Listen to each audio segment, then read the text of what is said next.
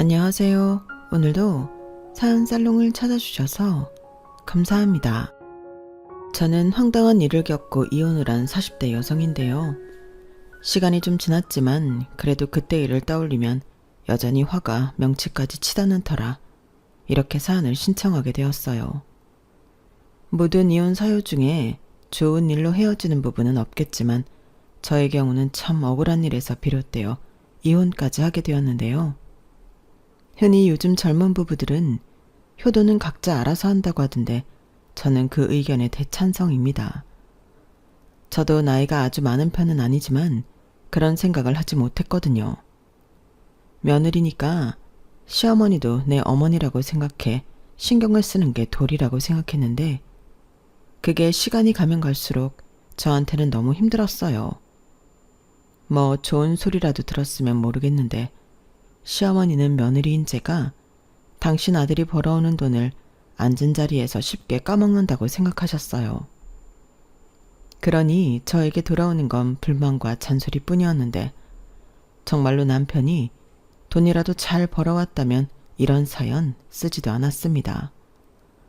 저희 남편은 쥐뿔도 없는 사람이었거든요. 하지만 워낙에 자기 체면을 중시하는 남편기 살려주려고 첫 단추를 잘못 끼웠더니 죽 서서 개주는 꼴이 되었고 평생을 그렇게 살 수는 없었기에 저는 이혼이라는 결정을 할 수밖에 없었어요. 그들에겐 제가 복덩이였는데 그걸 전혀 모르더라고요. 아니 모르는 건 그래도 참아줄 수 있었는데 시어머니는 자기 아들 덕에 제가 호강한다는 생각을 버릴 생각이 없더라고요.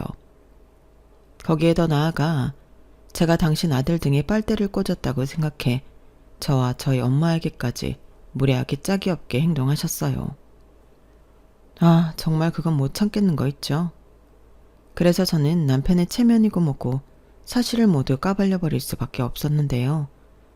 저도 제 살 길을 찾아야 했으니까요. 아니, 돈은 제가 다 벌고 실상은 제가 아니라 남편이 제 등에 빨대를 꽂고 지냈는데 남편은 자기 엄마가 대단한 착각을 하고 저를 함부로 대한다는 걸 다 알면서도 자기 체면 때문에 그걸 모른 척하려 했어요. 그런 걸 보니 더는 참을 수 없었죠. 그렇게 모든 사실을 까발려 놓으니 부부 사이는 물론이고 저의 결혼은 결국 파국으로 치닫을 수밖에 없었는데 지금부터 그 이야기를 시작해 볼까 합니다. 우선 제 이야기를 간략히 해보자면 저희 엄마는 제가 어릴 때 이혼하셨어요. 그리고 홀로 보험 일을 하시며 저를 키우셨는데 경제적으로는 많이 어려운 생활을 했죠. 엄마가 지금도 보험 일을 하고 계시지만 그때는 보험 일이라는 게 결코 큰 돈을 버는 일이 아니었거든요. 게다가 저는 환경 때문인지 원래 기질이 그런지 또래보다 금방 철이 들었는데 어린 마음에 인간이 살면서 돈이 정말 중요하다는 생각을 많이 했어요.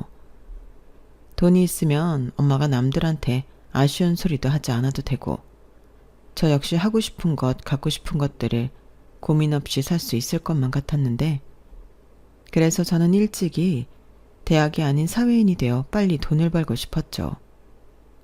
그래서 학교 다니면서 다른 친구들은 자신의 진로 고민을 할 때 저는 뭘 해야 돈을 많이 벌 수 있을까 그 고민을 했어요.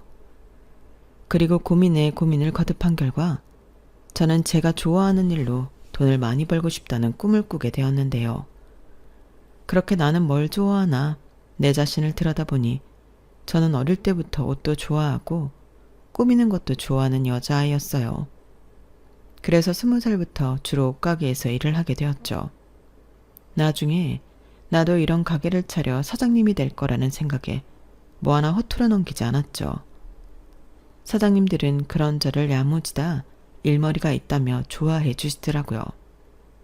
그러니 제가 뭘 물어보면 친절하게 알려주셨고 그렇게 남의 가게 일을 하며 저는 많은 공부를 할 수 있었어요.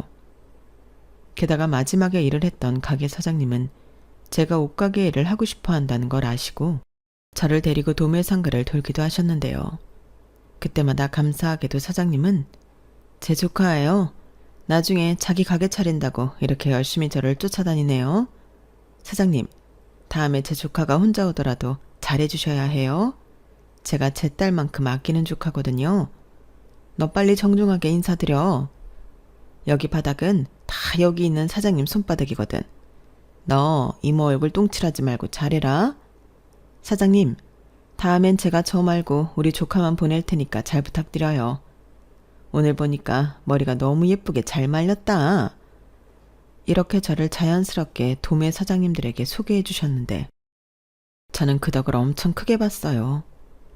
지금까지도 도매 사장님들은 저를 사장님의 친조카를 알고 계신데 그때 사장님이 인맥을 소개해 주지 않았다면 제가 하나하나 그 텃세를 뚫고 자리 잡기까지 힘들었을 거라 생각합니다. 그래서 지금까지도 저는 사장님과의 인연을 소중하게 여기며 명절이나 스승의 날 같은 때 선물도 하고 식사 대접도 하고 있는데요. 사장님은 그때 제가 당신 젊었을 때 모습 같아서 도와주고 싶었다고 하셨어요. 그러고 보니 제가 일하는 데 있어 인복은 좋은 편이었어요. 그렇게 매일을 열심히 치열하게 살다 보니 저는 30대가 되기 전에 제 가게를 가질 수 있게 되었어요. 솔직히 목이 아주 좋고 평수가 있는 곳은 아니었지만 그 돈을 모으기까지 속된 말로 먹을 것 안 먹고 입을 것 안 입고 돈을 모았어요. 남들 눈에 제가 궁상맞게 보였을지도 모르겠지만 저에겐 꿈과 목표가 있었기에 그 시간이 힘들지 않았어요. 오히려 하루하루 제가 바라는 꿈에 가까워지고 있다 생각해 늘 신이 났었는데요. 그렇게 마련한 제 가게이다 보니 저는 너무 행복했어요. 남들이 볼 때는 코딱지만한 보세 옷가게일지 모르지만 저에겐 전부였고 천국이었죠. 거기에 쇼핑몰이라고 하기엔 조금 민망하고 온라인 스토어를 통해 인터넷 판매도 하기 시작했는데 저는 그간의 경험을 살려 질 좋은 옷을 합리적인 가격에 팔고 싶었죠. 사실 이 일을 하다 보니 세상엔 다 팔지도 못하고 폐기하는 옷이 엄청 많더라고요. 유행도 너무 잘 타고 또 한철 입고 끝이라는 나쁜 말로 싸구려 옷들도 대충 만드는 곳도 많았는데 저는 그런 옷을 팔고 싶지 않았어요. 이미 다른 곳에서 그런 옷들을 많이 팔고 있었으니 저는 좀 차별화를 두고 싶었죠. 디자인만 어필해 비싸게 옷을 팔아봤자 질이 떨어지면 그 옷도 낭비고 그 옷을 사간 고객도 다른 옷을 재구매하러 오지 않을 거라 생각했어요. 저는 어쩌면 시간이 많이 걸릴지 몰라도 저희 가게의 진가를 알아봐주는 단골이 많은 가게로 성장시키고 싶었어요.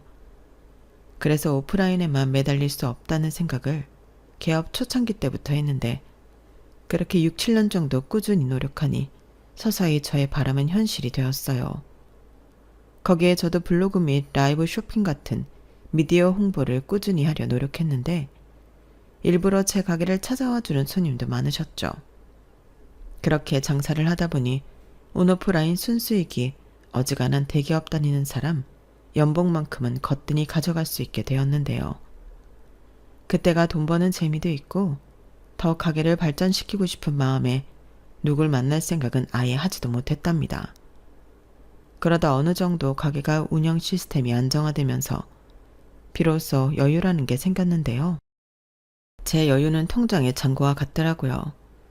통장에 어느 정도 돈이 쌓이니 이젠 좀 나도 새 삶을 돌아봐도 되지 않을까 그런 생각을 하게 되더라고요. 그리고 남편도 그런 시점에서 만나게 되었는데요. 남편은 당시 친하게 지내던 친구의 아는 오빠였어요.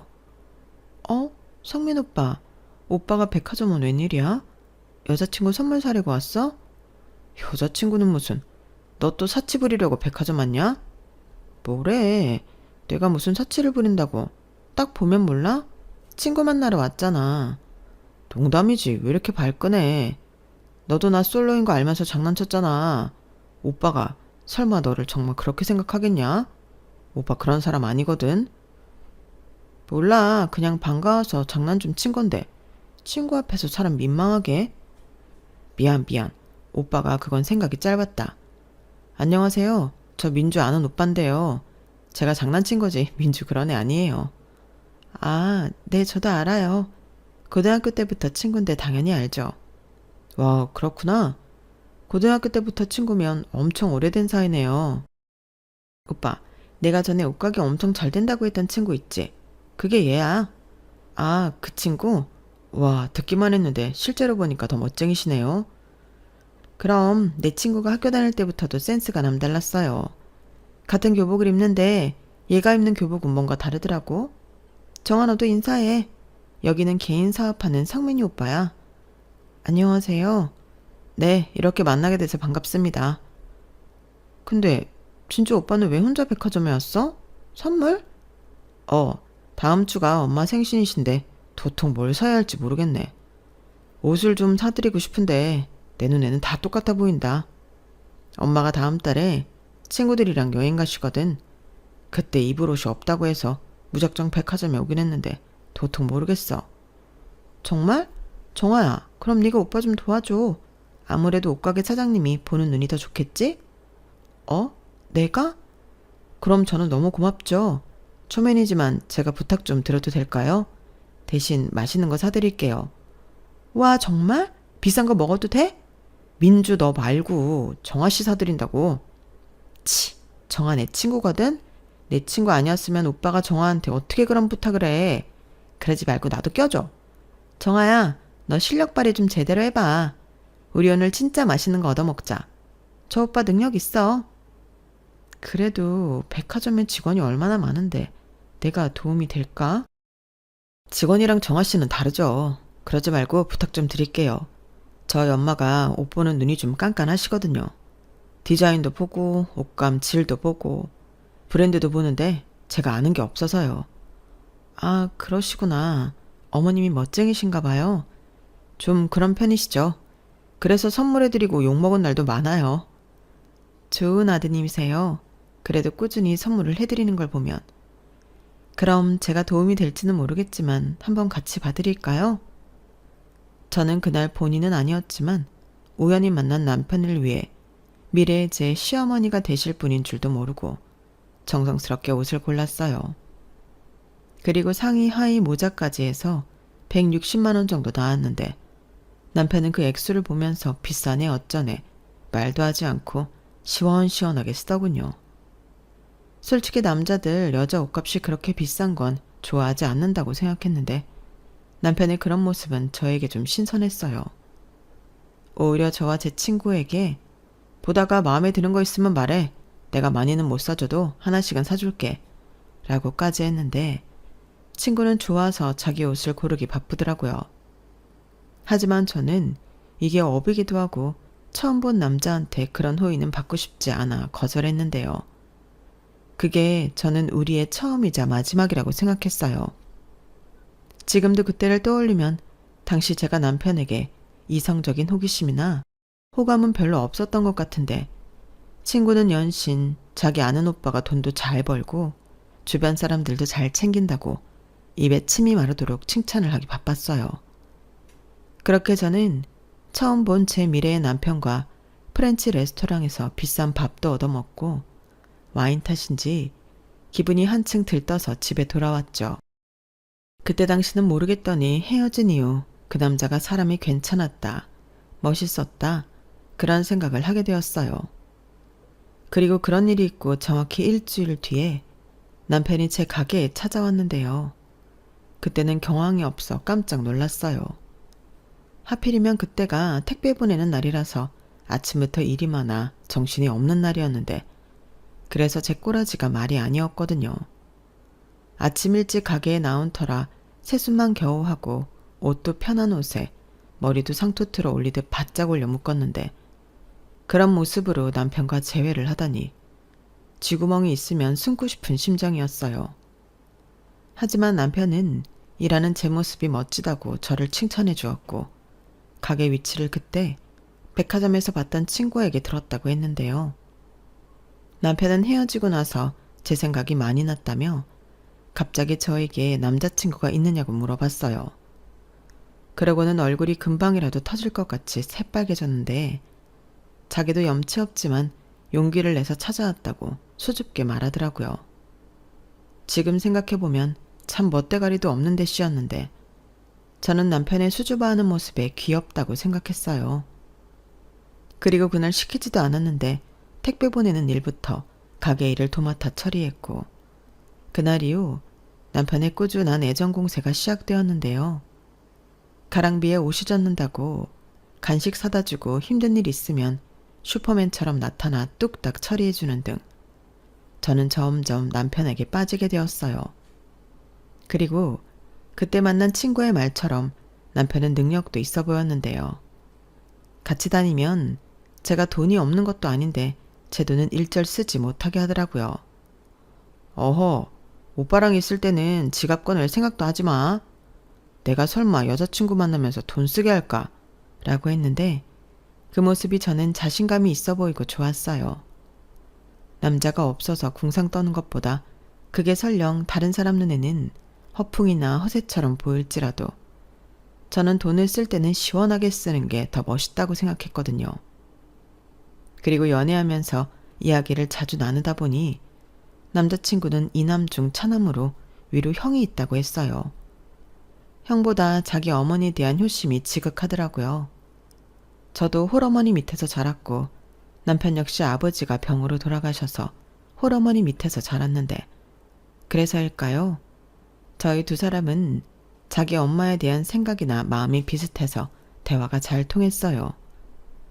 그렇게 연애를 2년 조금 넘게 했는데 특별하게 싸운 기억도 없었고 남편은 제가 당신의 천생연분이라며 하루라도 빨리 결혼하고 싶어 했죠.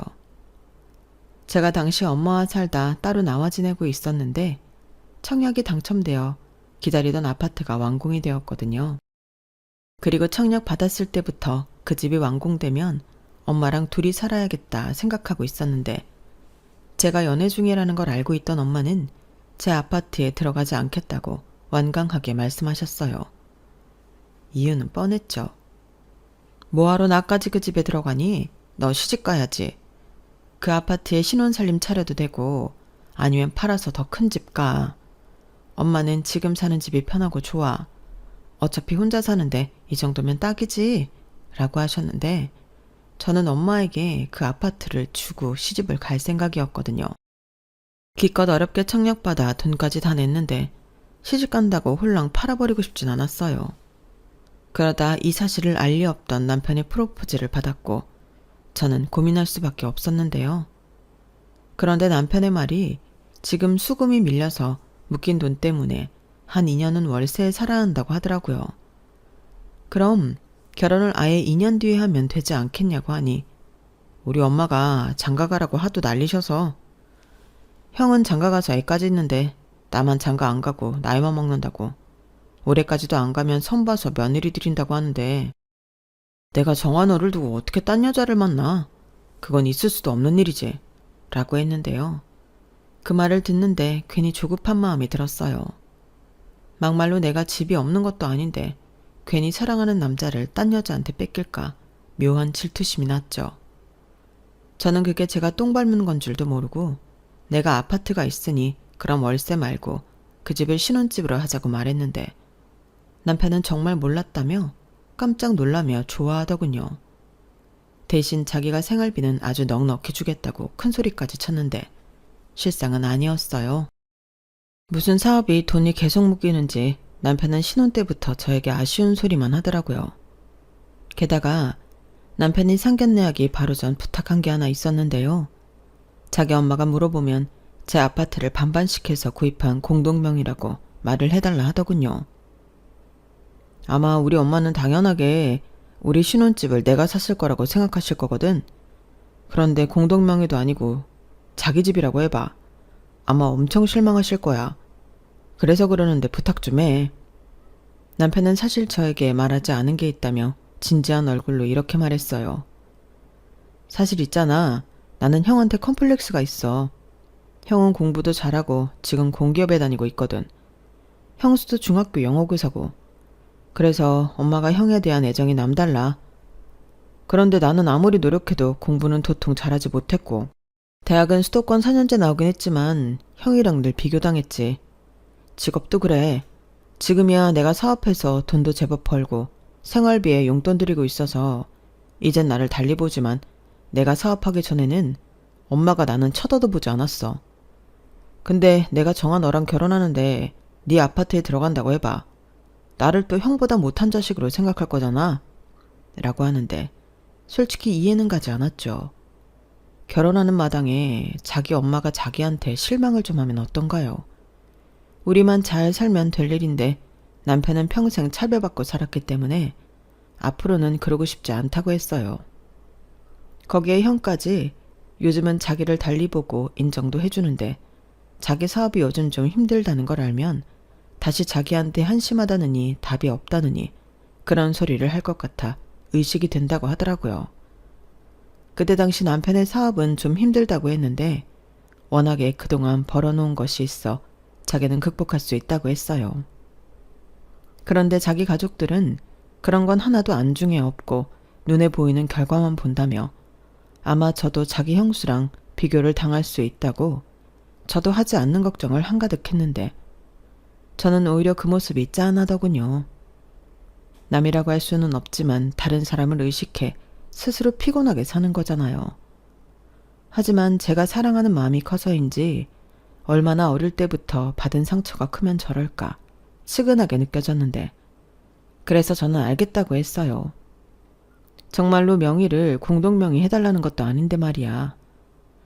사랑하는 남자를 위해 해줄 수 있다고 생각했던 거였죠. 하지만 그건 제 고생의 길의 서막이었는데요. 결혼 후 저는 남편의 엄청난 거짓말에 강한 배신감을 느껴야만 했거든요. 그 거짓말이 뭐냐면 남편은 내시당초 자기 사업을 하는 사람이 아니었는데요. 그냥 작은 사업체의 직원이었어요. 월급도 야근이나 특별수당 같은 걸 많이 받으면 300만 원 정도였고 일이 너무 없을 때는 200 정도였는데 솔직히 기가 막혔죠. 남편은 알고 보니 평균적으로 한 달에 250만 원에서 왔다 갔다 하는 돈을 벌고 있었어요. 그걸 어떻게 알게 되었냐면 제가 제 사업을 하다 보니 종합소득세 같은 걸 신고하고 납부하니 남편은 어느 정도 냈는지 궁금해서 물어봤거든요. 게다가 이젠 여자친구가 아닌 제 와이프인데 남편 회사가 어디 있는지는 알아야 하지 않겠어요? 그래서 결혼 후 이것저것 물으니 남편은 하는 수 없다는 듯 사실은 털어놓더라고요. 게다가 자기 엄마한테 매달 100만 원씩 생활비를 드리고 있었는데 그 쥐꼬리만한 월급에서 100만 원을 따박따박 붙여드리고 있다고 했어요. 우리 엄마가 달리 소득이 없으니까 나는 형이랑 100만 원씩 생활비 드리고 있어. 라고 하는데 황당 그 자체였어요.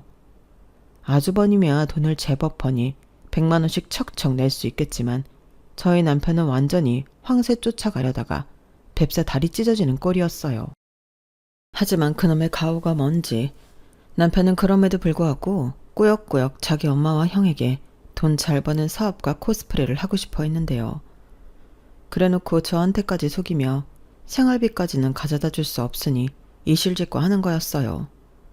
그러면서 또 한다는 말이 제가 자기가 사업사 하는 사람이 아니라고 하면 결혼 안 해줄 것 같아 거짓말을 했다고 했는데 저는 완전히 뒤통수를 3개 얻어맞은 기분이었어요.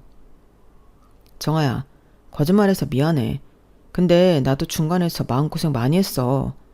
사실 나 사업하다 여러 번 망했었고 사업보다는 안정적인 월급쟁이가 낫다고 생각해서 지금 일에 만족하기도 하는데 자기 친구 있잖아, 민주.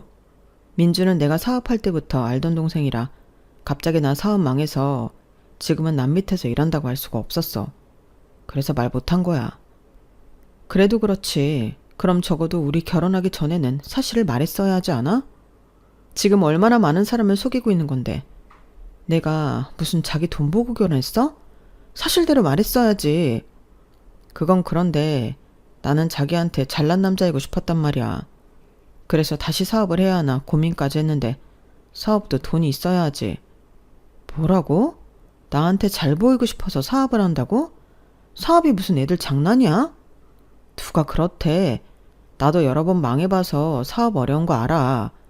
그래서 더 자기가 대단하다고 생각한다고. 나는 그것 말고는 정아 너 속인 거 하나도 없어. 내가 앞으로 열심히 일해서 돈 많이 벌면 되잖아. 어? 거짓말한 건 진짜 미안해. 한 번만 봐주라. 그러니까 누가 돈 때문에 그러냐고. 난 끝까지 자기가 날 속인 게 너무 화가 나는 거야. 정아 널 너무 사랑해서 그랬다니까. 놓치기 싫어서 그랬어. 내가 별 볼 일 없는 남자였어 봐. 네가 날 과연 좋아했을까? 그야. 저는 남편의 풀 죽은 모습에 머릿속이 복잡했어요. 맹세코 저는 남편의 돈 때문에 남편을 사랑한 건 아니었는데 남편이 저렇게 확고하게 말을 하니 또 제 마음속의 한 구석은 그런 마음이 있지 않았을까 선뜻 아니라고 확답을 하지 못하겠더라고요. 그래서 지금 아니면 다음은 없다. 거짓말한 거 있으면 지금 당장 모두 이야기하라고 했는데 남편은 자기 엄마를 걸고 그런 게 없다고 믿어달라고 하더군요. 하지만 다른 건 다 떠나 월급이 250 수준이라는 게 마음에 걸렸는데요. 그중에 100만 원은 시어머니 드리고 150만 원 남은 거에서 자기 쓰는 카드값 교통비 100만 원 쓰면 저에게 가져다 주는 돈은 50만 원에 불과했어요. 그것도 말이 50만 원이지 카드값이 오버하면 받지도 못하는 돈이었는데요. 그러니 생활비는 제 돈으로 쓰게 되었죠. 한 1년 정도 지나니 남편은 아예 저한테 따로 돈을 주지도 않았는데 자기 집에 가서는 시어머니나 아주버님 내외에겐 여전히 돈을 잘 버는 사업가 코스프레를 하려 했어요. 당연히 저는 그게 너무 싫었죠. 그래서 초반에는 부부싸움도 엄청 했는데요. 남편은 자기 체면을 생각해 그 정도는 맞장구 쳐줄 수 있는 거 아니냐고 뻔뻔한 모습을 보였어요. 사실상 그때부터 부부 사이는 금이 가고 있던 거였는데 결혼은 연애랑 다르니 헤어짐을 결정하는 건 쉽지 않았죠. 다만 그때까지는 남편이 저에게 직접적인 이혼 사유가 될 만한 행동을 하지 않는다는 것도 한몫했는데요. 남편은 허세를 부리기를 좋아하고 돈을 잘 벌지 못한다는 것만 빼면 데리고 사는 데는 문제가 없었어요. 집안일도 알아서 척척하고 술 문제, 여자 문제, 주식이나 도박 같은 것도 하지 않았는데 제가 가게 일이 바쁘고 힘든 날이면 그것까지 와서 기꺼이 했거든요. 그러니까 시댁과 연관되어 있지 않으면 굳이 제 앞에서 허세를 떨지 않았으니 그럭저럭 괜찮은 남편이었는데 저희 친정엄마는 남편이 저와 당신에게 잘하니 그것만으로 당신 사위를 엄청 챙기고 좋아하셨죠. 엄마는 아빠한테 그런 대접을 받아본 적이 없다며 딸인 저라도 다정한 남자를 만나 다행이라고 하셨거든요. 게다가 허세 떠는 걸 좋아하는 남자는 저희 엄마한테도 참 잘했는데요. 친정엄마를 모시고 식사를 할 때면 알아서 비싼 식당을 예약해 그 돈을 자기가 내곤 했어요. 거기에 남편은 장모 선물도 빼먹지 않고 자기 돈으로 사왔는데 그러니 저희 엄마는 당신 사위를 좋아할 수밖에 없었죠. 그리고 그렇게 사위 잘 둬서 좋다고 하는 엄마를 보고 저 역시 참고 산 건 또 있었는데요. 하지만 남편이 그렇게 저희 엄마한테 점수를 따는 동안 시어머니는 며느리인 저한테 사사건건 시비를 걸지 못해 안달이셨어요. 한 번은 제 가게에 놀러를 오셔서는 가게라고 코딱지만 한데 너 여기서 돈은 벌긴 하니? 라며 얼굴 가득 인상을 찌푸리셨는데 저는 그게 은근 자존심이 상했죠. 그래서 어머니 저 여기서 꽤 벌어요 라고 했는데요. 시어머니는 족제비 눈을 하고는 벌긴 뭘 벌어? 옷 가격도 그래. 이렇게 싸게 팔아서 얼마를 남기니? 우리 아들만 고생하겠네. 라며 제 말을 믿지 않으셨어요. 허세에 거짓말을 하고 있는 건 당신 아들인데 제가 돈도 못 벌면서 자기 앞에서 큰 소리 친다고 생각하시는 눈치였다니까요. 그리고 시어머니는 당신 아들이 돈을 잘 버니 제가 당신 아들 돈으로 돈 많은 사모님 놀이를 하고 있다 생각하셨는데 그런 생각을 하게 된 계기가 딱 한 번 있었어요. 그건 바로 제 위 형님 때문이었는데요. 저희 형님은 직업이 교사이긴 하나 명품도 좋아하고 사치가 좀 있는 편이셨어요. 저도 뭐 직업도 그렇고 마음에 드는 건 가격을 생각하지 않고 명품이든 보세든 사는 편이었는데 아무래도 옷 코디 사진을 찍을 때 가방이나 신발 같은 건 좀 좋은 걸로 매치해야 옷도 살아나거든요. 그래서 저도 명품 가방은 꽤 있는 편이었죠. 그날은 아주버님 생신으로 시댁에서 가족들끼리 밥을 먹기로 한 날이었는데 아무 생각 없이 샤넬 가방 하나를 메고 가게 된 게 화근이었어요. 평소에 그 가방을 갖고 싶었다는 형님이 오지랖을 떨기 시작했거든요. 어머 동서, 이 가방 산 거야? 나는 너무 비싸서 가서 구경만 하고 못 사는데 동서는 간도 크다. 어떻게 이걸 살 생각을 다 했어? 이거 내 월급 2달치는 줘야 하던데. 서방님이 진짜 동서한테 잘해주나 보다. 이런 가방도 사주고. 부럽다. 라고 했는데 그 가방은 순수하게 제 돈으로 산 거라 황당했죠. 그런데 남편은 저한테 아무 말 하지 말라는 듯 눈짓 손짓 난리도 아니었고, 형님은 제가 아무 말도 하지 않으니 시어머니한테 제 가방을 가져가 이야기하기 시작했어요. 그러자 시어머니가 도끼 눈을 뜨고 저에게 다가와 심한 말을 퍼붓기 시작했는데요. 지금 생각해도 억울하고 분하기만 한데 제가 왜 제 돈으로 산 가방을 가지고 혼나야 하죠? 이 가방이 그렇게 비싼 거니? 아, 너는 생각이 있어 없어? 코딱지만한 가게에서 맨날 손님도 없이 파리만 날리던데 네가 무슨 이런 비싼 가방이 필요하냐? 어머니, 오해세요. 그 가방 제가 벌어서 제가 산 거예요. 뭐? 지금 그 말을 나더러 믿으라는 거냐? 동서, 왜 그래? 아까는 아무 말 안 했잖아. 그야 좀 전에는 형님이 제 가방 가지고 어머니한테 일러 바칠지 몰라서 그랬죠. 애도 아니고. 뭐? 동서 지금 말 다 했어? 나는 그냥 가방이 예쁘니까 어머니도 한번 보시라고 한 것 뿐이지. 저더러 그 말을 믿으라고요? 그리고 그 가방 진짜 제 돈으로 산 거 맞아요. 원하시면 제가 카드 내역 보여드릴게요. 됐다. 네가 긁고 그 돈을 우리 아들이 갚아줬겠지. 너는 고졸이라 그런지 그런 말을 해도 뭐 그렇게 허술하니? 이래서 내가 고졸 며느리는 보고 싶지 않았던 거야. 뭐라고요? 엄마, 그만해. 갑자기 여기 삭벌 얘기가 왜 나와? 우리 정아, 집 평점 때문에 대학 못 간 거지. 공부 못해서 그런 거 아니거든? 그리고 그 가방도 우리 정아가 산 거 맞아. 형수, 뭘 그런 거 가지고 일을 크게 만들어요. 누가 사면 어때요? 아니, 도련님. 야, 너 지금 네 형수한테 뭐라고 하냐? 나도 뭐라고 하나는? 그래, 내 와이프인데 보아하니 재수씨 감사하려고 하나 본데 그런 건 니네 집에 가서 해. 괜히 내 생일에 분위기만 망쳤잖아. 저는 아주버님의 말에 속에서 천불이 끓었어요. 이 분위기를 처음 망치기 시작한 게 당신 부인인데 왜 저를 원망하는 건지 입맛도 떨어지고 시댁에 있고 싶지 않더라고요.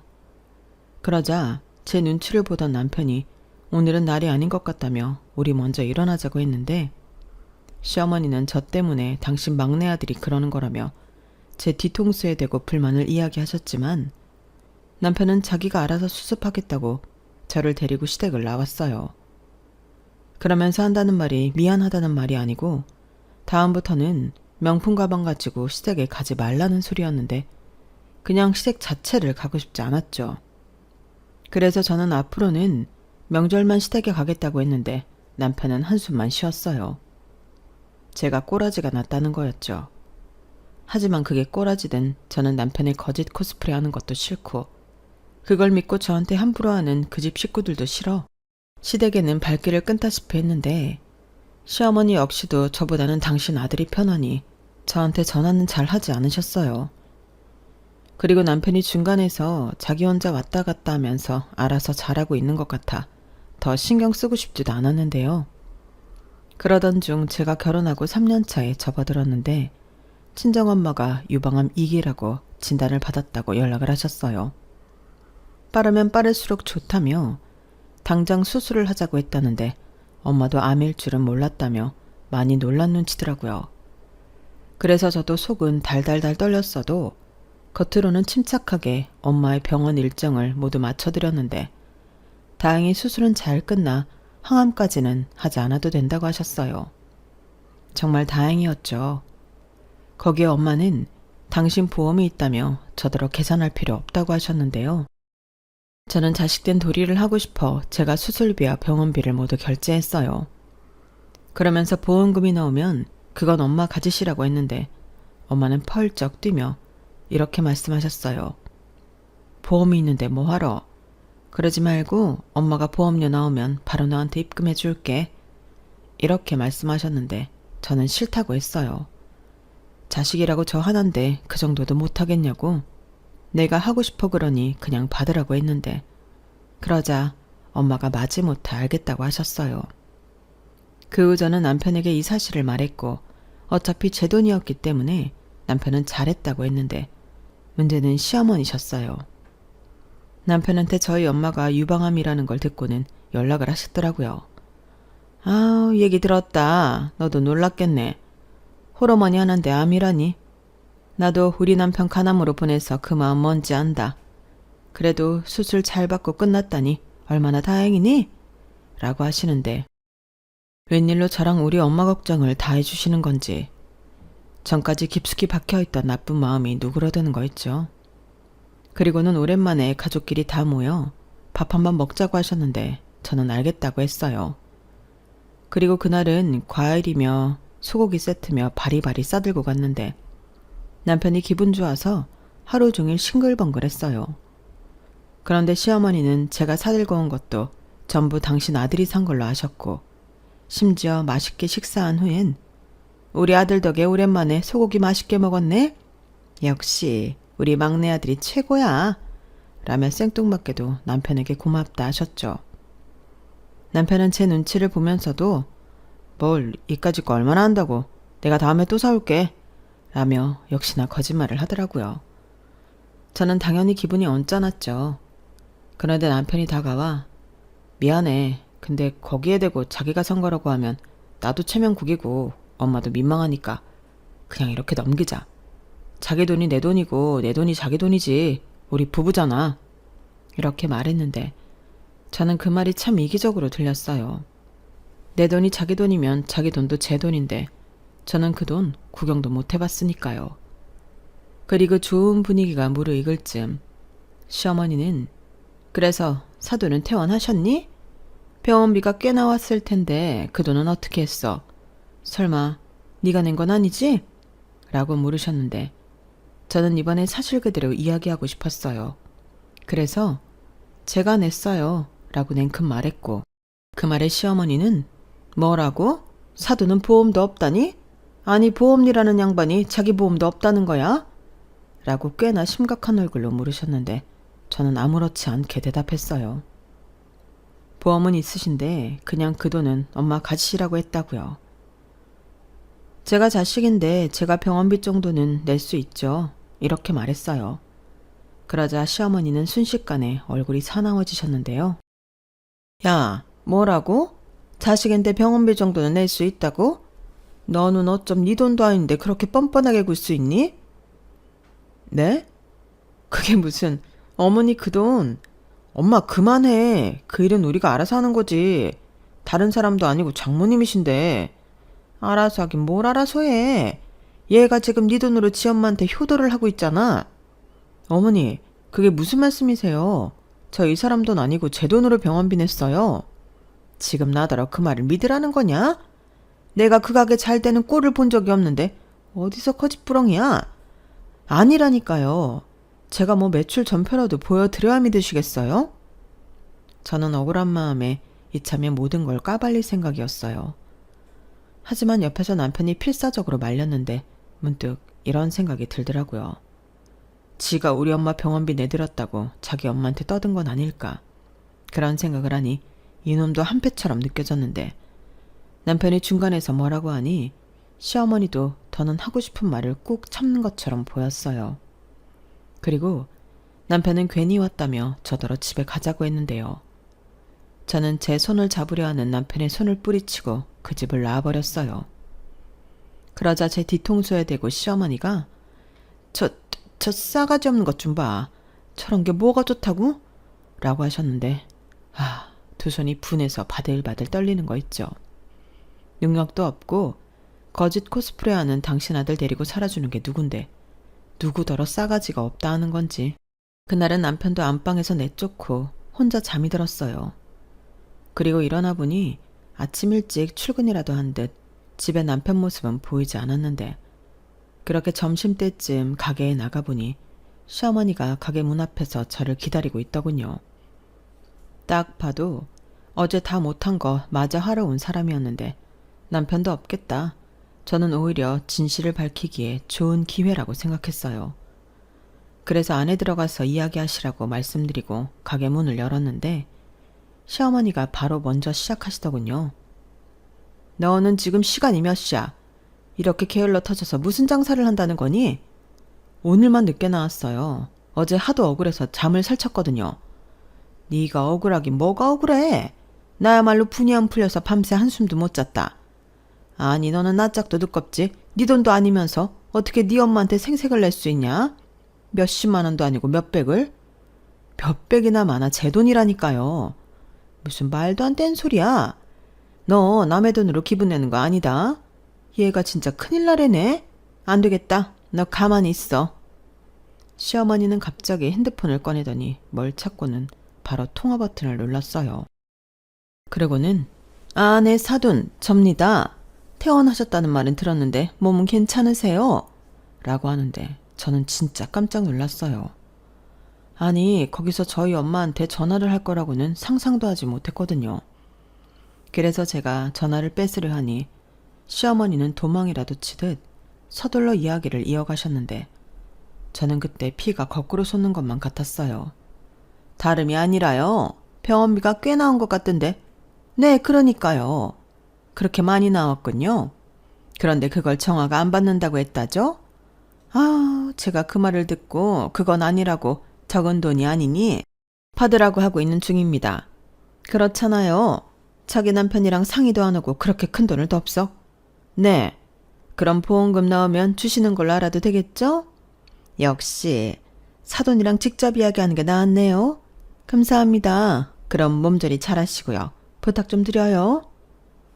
어머니, 지금 뭐 하는 짓이에요? 왜 저희 엄마한테 그런 소리를? 왜긴 네가 말이 도통 통하지 않으니까 그러지. 네 엄마도 죄송하다고 어쩔 줄 몰라 하신다. 왜 부모를 부끄럽게 만드니? 진짜 너무하시네요. 제가 자식 때문에 부끄러운 게 뭔지 진짜 제대로 알려드려요? 어머니는 계속 제가 어머니 아들 덕에 떵떵거리고 산다고 생각하시죠? 그 반대예요. 어머니 아들이 지금 제 돈으로 돈 잘 버는 사업가 행색을 하고 있는 거라고요. 얘가 지금 뭔 소리를 하는 거야? 내 아들이 왜? 그리고 우리 아들은 너 만나기 전부터도 사업하고 있었어.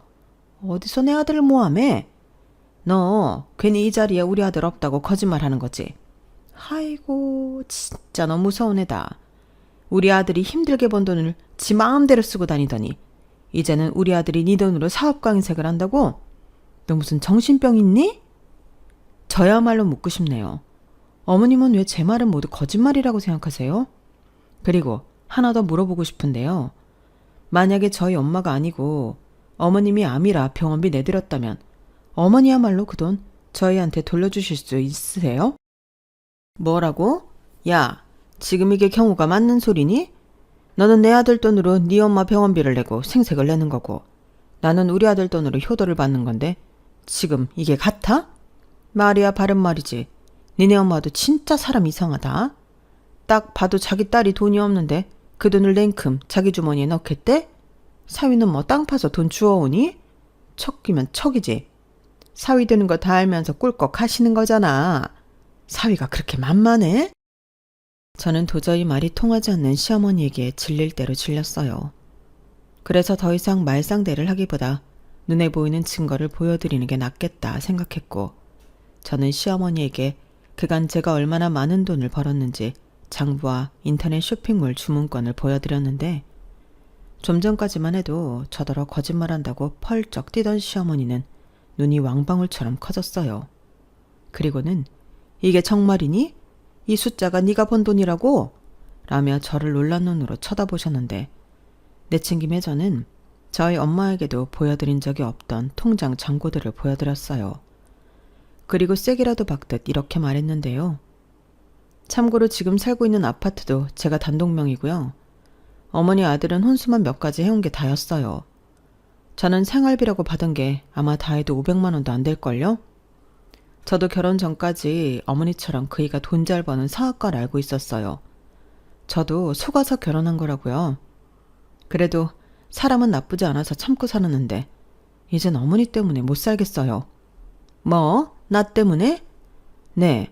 능력 없는 남자 데리고 사는 것도 쉽지 않은데 시댁에서 거짓말쟁이 취급이나 받고 제 돈인데 남의 돈을 생색낸다는 소리나 듣고 있으니 제가 어떻게 이 망할 결혼 생활을 지속하겠어요. 저는 남편이랑 헤어져도 사는데 지장 없어요. 아, 어머니 아들 한 달에 얼마 버는지 아세요? 250만 원이요. 그것도 지난달에는 아마 200만 원도 못 벌었을걸요?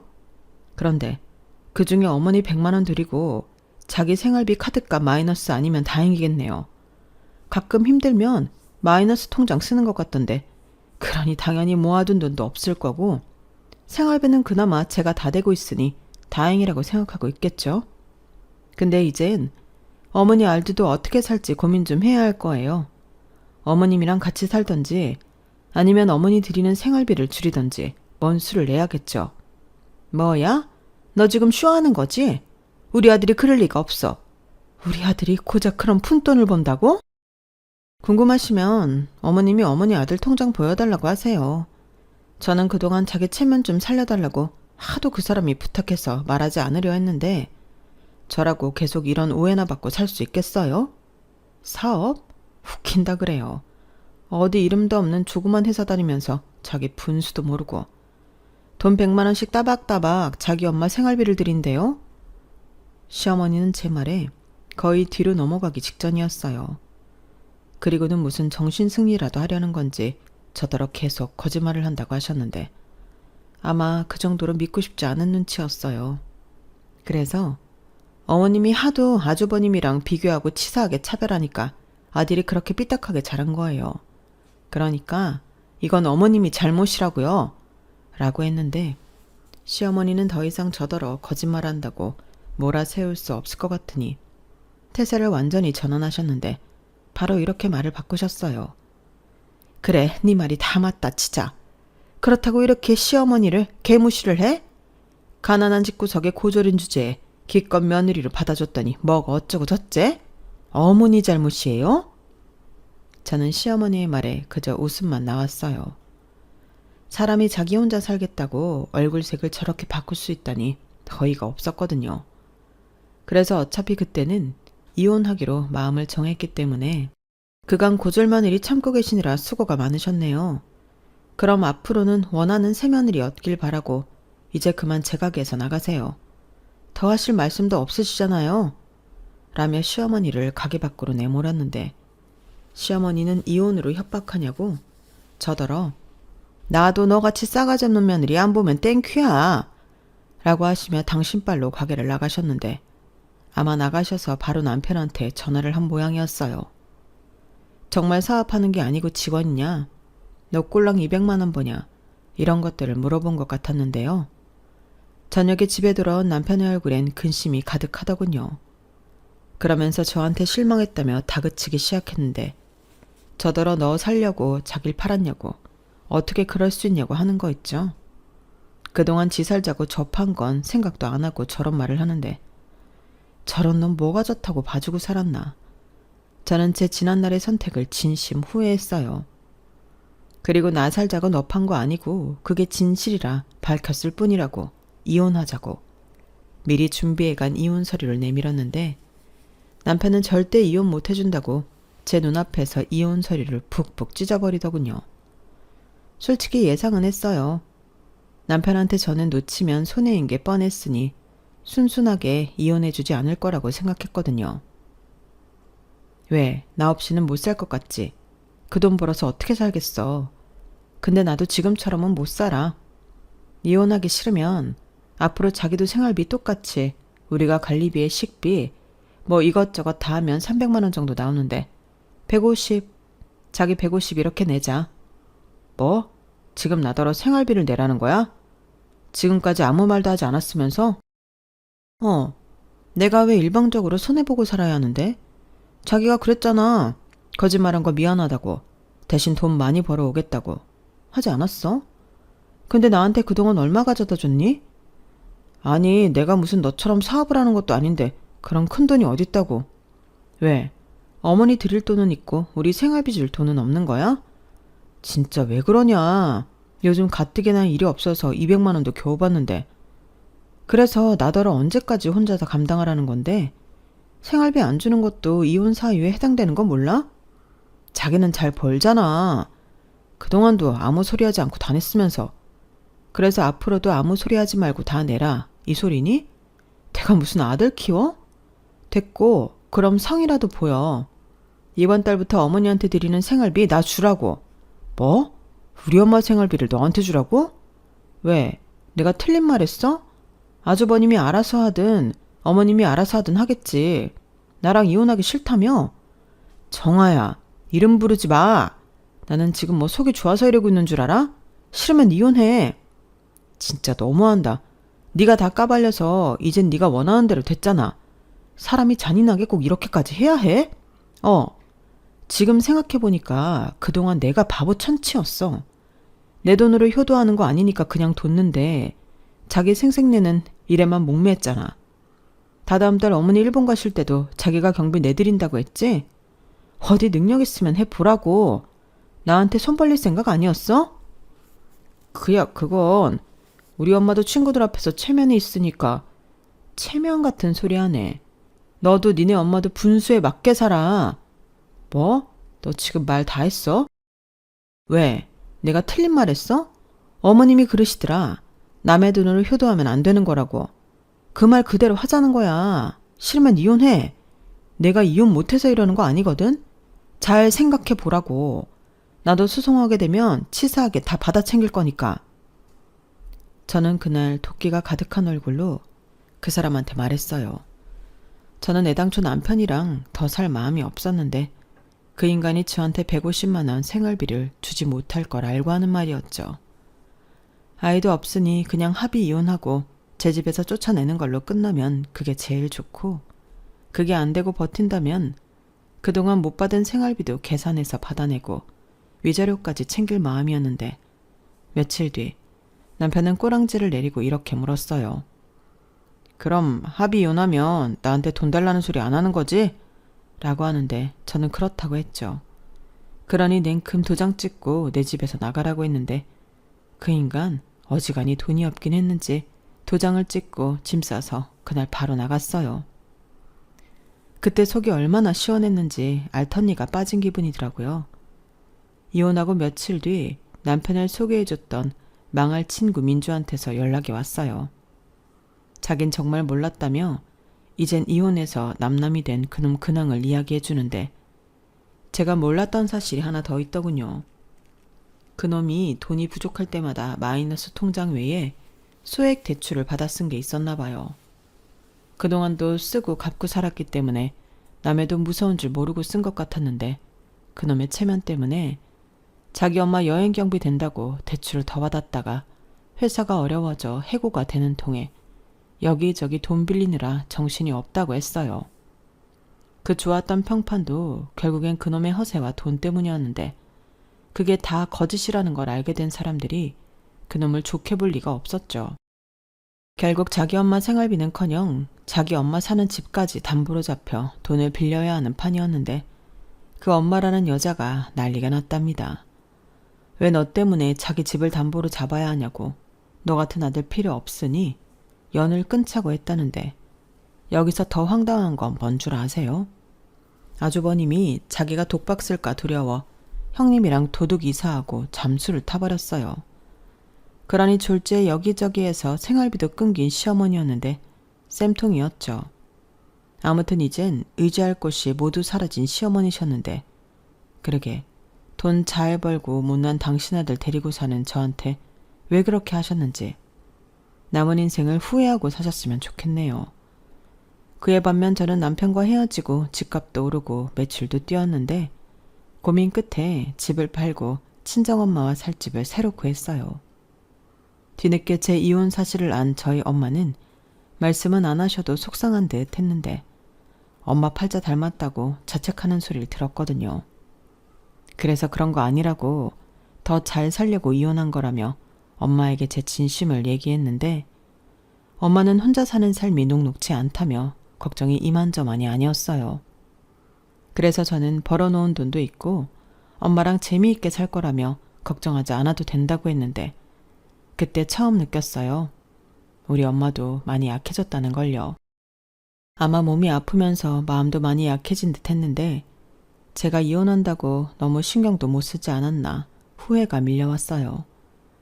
그래서 혼자 하던 사업을 직원 2명을 뽑아 매장과 온라인 판매를 담당하게 만들고 저는 엄마와 시간을 많이 보내려 노력하기 시작했는데 솔직히 인건비는 뽑고도 남을 정도로 매출이 잘 나오기에 저는 편하게 엄마 곁에 있을 수 있었어요. 그렇다고 아주 제가 손을 떼고 있는 건 아니라서 솔직히 정신은 없는데 그래도 일도 엄마도 챙길 수 있으니 당분간은 지금처럼 생활하려 합니다. 엄마랑 여행도 많이 다니고 전에는 바쁘고 돈이 없어 만들지 못한 추억도 많이 만들 생각인데요. 거기에 더불어 누구처럼 거짓말이 아닌 진실로 엄마가 자랑스러워할 수 있는 멋진 딸이 되고 싶네요.